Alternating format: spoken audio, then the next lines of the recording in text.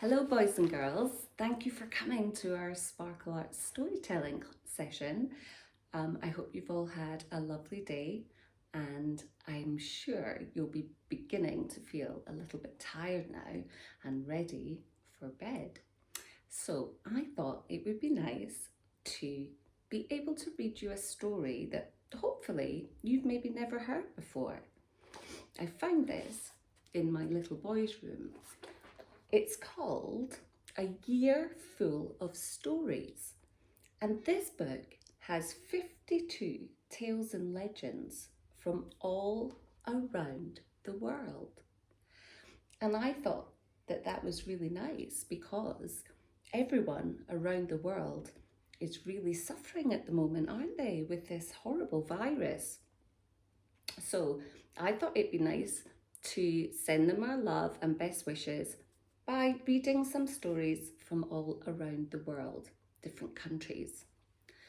So I got this book from my little boy's room and had a read, and I've picked a story that you are to read in the month of May, which is right now. And this is a story that's set in India.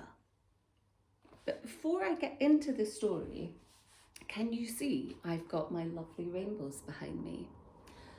Anyone who knows me well knows that I absolutely love rainbows. So when children started putting their pictures of rainbows in the window, I didn't struggle to find rainbows in my house. So I've got this lovely rainbow cushion that I put in my window, and this is a lovely, magical rainbow glitter snowball globe, and this was a present for me from my mummy, and I love it. So I keep this with my rainbows too. And this lovely rainbow picture was made by my lovely friend at the Little Felt Factory, and she's called Jay, and her children do sparkle arts. And if you look at some of the other videos on YouTube, you might find a little superhero doing a very cool video and spinning round and changing superhero costumes. See if you can find it. And that little girl's mummy made this just for me, which is really exciting. And I'm sure there's lots of people watching that love unicorns. And this is my special unicorn that's all rainbow coloured. Okay, you ready? Are you ready for a story? This story is called The Cracked Pot. And as I said earlier, it's from India. Every day, the water bearer walked down to the stream with two large pots hanging across a pole on his shoulders to fetch water for his master's house. When he first began, he used to run down a steep path with a whistle. But that was many years ago. Now he was old and bent, his shoulders ached, and his legs were weak, and one of the pots had a crack. It was time for a younger man to take over this job. On his last day of work, the old water bearer emptied his pots into the kitchen and went out to sit in the shade. To his surprise, the cracked pot spoke.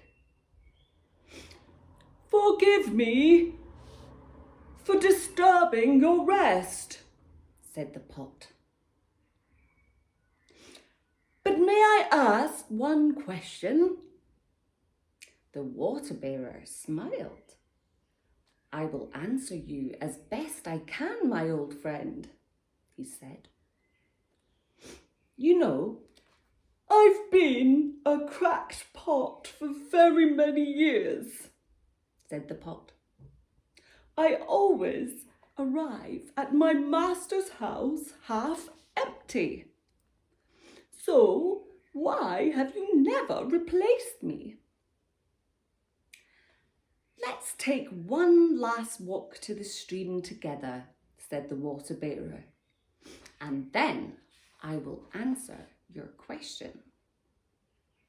The water bearer filled the pots at the stream and began to walk back towards the house. The cracked pot was dripping as always. Halfway he stopped and he sat on a rock. Now, he said to the cracked pot, have you noticed the flowers that only grow on your side of the path? I planted them because I knew that you would water them every day. Oh, the pot sighed happily.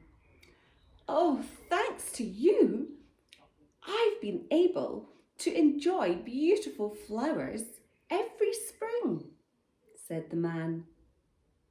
To me, your flaw is a blessing. That, my friend, is why I never replaced you. Isn't that lovely? So that story is saying that even if his pot had a big crack in it, he would never want to replace him for a new one because the cracked pot still had its use. And the water managed to drip through the crack in the pot and water all the flowers on his side of the path. I think that's a really nice story. Shall we do another one? This is another story to be read in the month of May, and it's called Spring and Autumn. And this story is from Japan. Once there was a princess, so beautiful that she was called Dear Delight of the World. Princes, warriors, and even gods came from near and far to gaze at the princess and offer precious gifts. Each one hoped he could win her as a bride. The princess listened politely to her admirers, but none of them ever stirred her heart. To their dismay, she would silently shake her head and send them away. Go away, she would say. One day, the god of autumn came to the palace. He was very handsome, brave, and so strong he could carry 10 men. Wow, he is strong. When he came before the princess, he bowed low and expressed his love for her, confident that she wouldn't refuse to be his wife. But the princess didn't speak. I wonder why. The god of autumn looked into her dark eyes and saw there was no spark of love there, despite his magnificent figure and noble birth. Said the princess. She shook her head. The god of autumn felt wounded to his heart, and fighting back the tears, he turned and walked away. His younger brother, the god of spring, who had accompanied him, was waiting outside in the palace garden. Well, did the princess agree to be your wife? He asked. No, said his brother. She is too proud. She will never find a husband better than me. I think he's a little bit annoyed. The god of spring smiled. Then I'm going to ask her to marry me tomorrow, he said. His brother stared at him with amazement. You? The god of autumn roared with laughter. Why would a princess marry a boy like you when she wouldn't marry me? You'll only make a fool of yourself. I don't care, said the god of spring. I saw her walking here in the palace garden, and I knew at once I must ask her to be my wife. Okay, said the god of autumn. If she says yes, I'll give you a cask of rice wine for your wedding. Rice wine, that's what they must drink in Japan.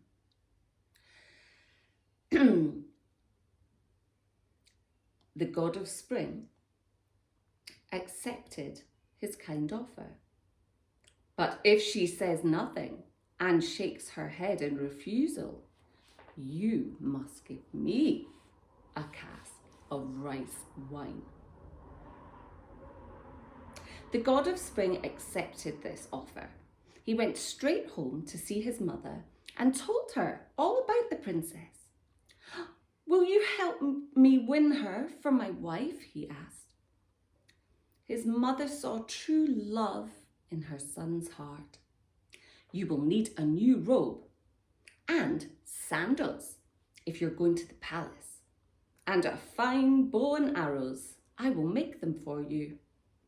The god of spring thanked his mother, and that night, as he slept, she got to work. First, she fetched a basket and went out into the garden. By the light of the moon, she filled the basket with curling tendrils from a wisteria tree and long sprays of flower buds. Then she magically wove a wisteria into a robe for her son.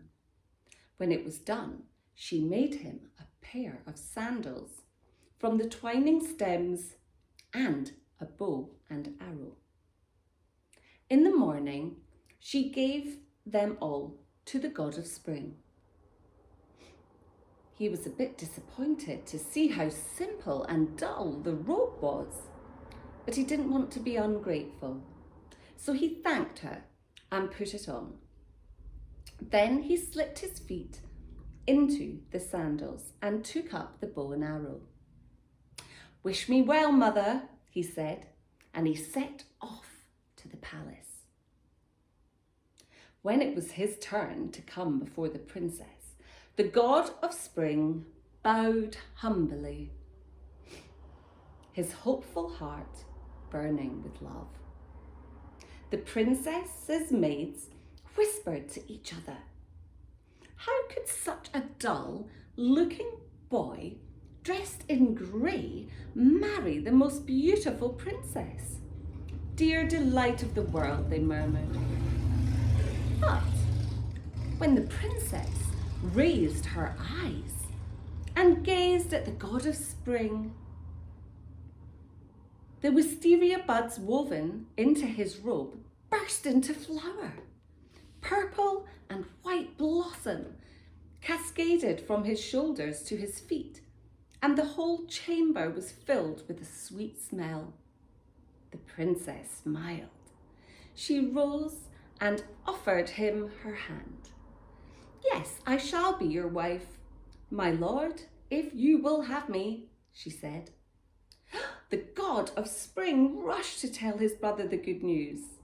You owe me a cask of rice wine, he said. But the god of autumn was not happy.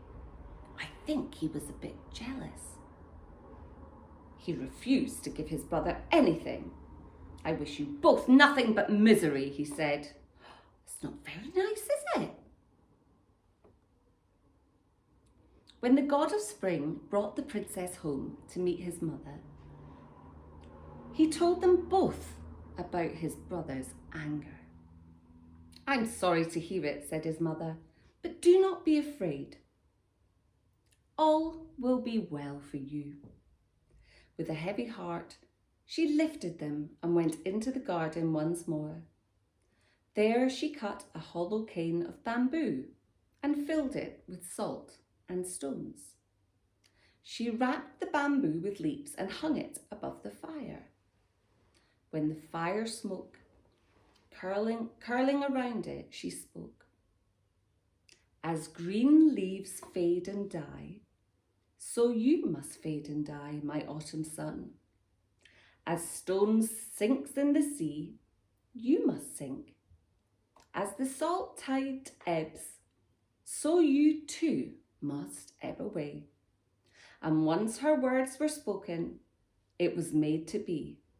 And that is why spring will forever be fresh and merry and young, while autumn is the saddest time of the year. Lovely, lovely folk stories. And next time we'll do a story from another country.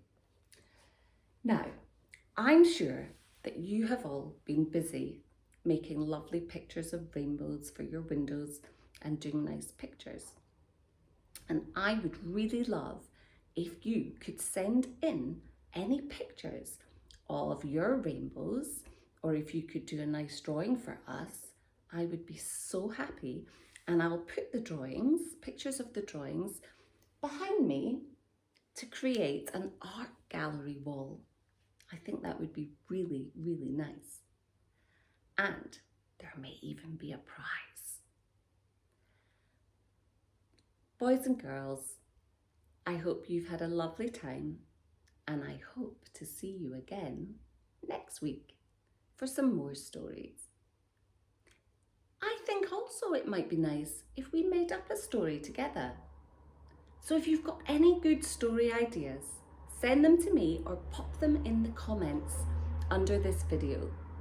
And I'm going to try to create a very special story just for you. I hope you have a lovely evening and a very good sleep. And I'll see you in your dreams right beside the rainbow.